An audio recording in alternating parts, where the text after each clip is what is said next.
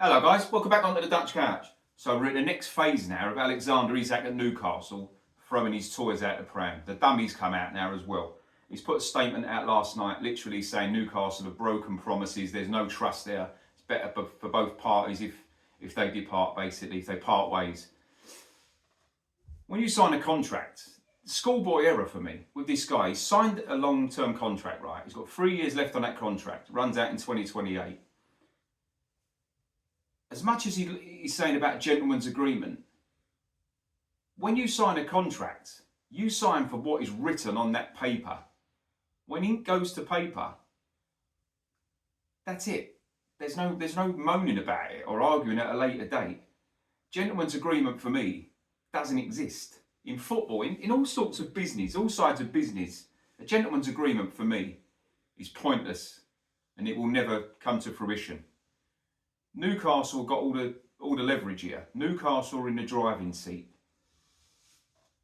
What I'd say about Newcastle have reacted and literally said, that's come out on social media last night, his statement, Newcastle come out and said, look, he's not for sale, he's not going anywhere, he's under contract, final, that's it.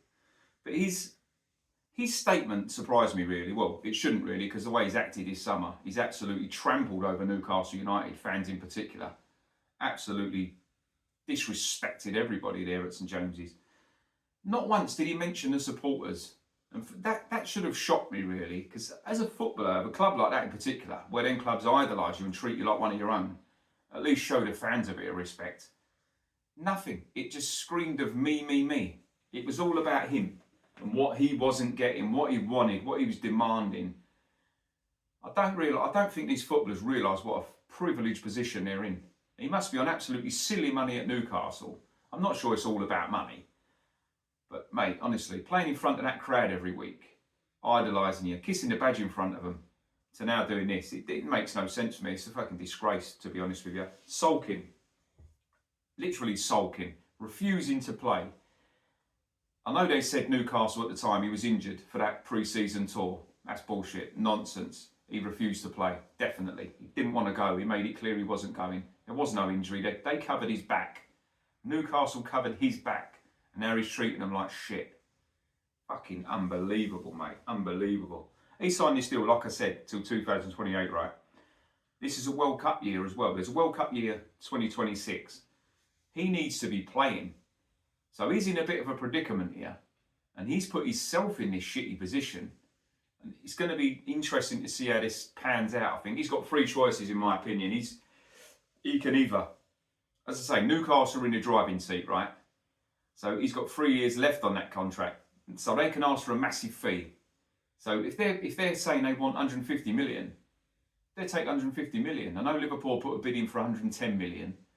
And I'm hearing today, I don't know if it's true, I've read online that they've sanctioned now £130 million bid. Still 20 million short. And you think a 10%, this is something in his clause I read about today. He signed for 63 million from Real Sociedad in Spain, right? And apparently any profit they make on the next deal, Sociedad are due 10%. So Newcastle got to put that into, they got to think about that as well. They've got to make their money on this guy. 23 goals last season. He's a top striker. They want big money for him, and rightly so. There's players going for 130 million who are midfielders, 110 million midfielders. This is a goal scorer. They're at a premium. Fucking 200 million you're looking at for this sort of player now in these ridiculous times and ridiculous fees. Crazy. But like I said, he needs to be wise now and not cut his tyres as well. With this World Cup year, I mean, he can either sulk, refuse to play, dig his heels in, stick around, be a bad apple, put a black cloud over the club, piss everyone off. But are Newcastle going to want that? Newcastle, that might force Newcastle's hand to budge. Might force them to budge and say, look, it's better to have him out the door, let all the players who want to be here play. Because his fellow teammates, some of them are going to be pissed with him. And I think some of the stuff I've seen on social media, stories and Instagram stuff, he's aimed at him. Because they're literally just showing how proud they are to play for that club. Rightly so, great club, great fan base. Said it in the video a couple of weeks ago. Last week, sorry. Great club, unbelievable club. Massive club. he can either do that, he can either sulk, like I said. I don't think that works in his favour because he won't be playing football. But on the other hand, if he sulks that much and he does budge, he might get that move. So he'll get his own way in the end. In my opinion, modern football, the ridiculous money, players have got so much power, too much power. Totally reversed from the old days. Managers had the power, owners had the power. These players, literally, they can sign a contract and it means fuck all. It's not worth the paper it's written on. It's madness. Unbelievable. Or he can, on the off, this is one thing I can't see him doing. I can't see him growing up. I can't see him growing up, manning up, admitting he's acted like an absolute fucking div. Work hard, earn the right to get back in the first team. He shouldn't just walk back in there. If he says, all right, I'll stay, Eddie Howe shouldn't just go, I'll tell you what, yeah, come on in, you're playing Saturday. Nah, he should earn his right to get back in that team. He should realise how lucky he is to be at a club like that, to do what he does for a living, and how shit he's treated his teammates, the supporters, the coaching staff, everybody at that club. He's trampled on Newcastle United, and I'll tell you what, Alexander Isak is nowhere near as big as Newcastle United. But at this moment in time, it seems as if he thinks he is. Crazy. Fucking ridiculous. I'm not sure it's possible for him, if he does stick there, try and win the fans back. I'm not even sure that's possible. As much as they loved him, idolised him, I think he's pissed on them so much. I can't see him taking him back. Can't see him welcoming him back. I think his time is done there, whatever happens. So Newcastle now need to do what's best for them. And financially, the figures involved, that takes over. It has to. Especially if they're going to be all these financial fair play rules. They need the money for him. Even though they're the richest club in the world, we're hearing, they need to generate money from transfers and stuff so they can again go ahead. But one player they're going for, Johan Wissa, he's doing literally the same at Brentford. It's a rolling trend here with these footballers. Some of them so disrespectful to the clubs. I think Wissa's even took all the Brentford stuff off his social media. Any link to Brentford, he's gone. Disgrace. Or he can simply, I don't know, he can do a bit of arse licking there, try and get his move, try and sweet talk Newcastle into doing the move. He goes to Liverpool. They're happy, they've got a world-class striker there. On top of Ekatike, who apparently they stole under the noses of Newcastle anyway, as soon as they went in for him. He could either go there and get his move, play this year with a World Cup in mind. Newcastle get a big fee for him. Newcastle will only release him if they get the fee that they want. They won't let him go on the cheap. So if Liverpool think they're going to bully Newcastle, fucking no chance. No chance. They're not going to have it.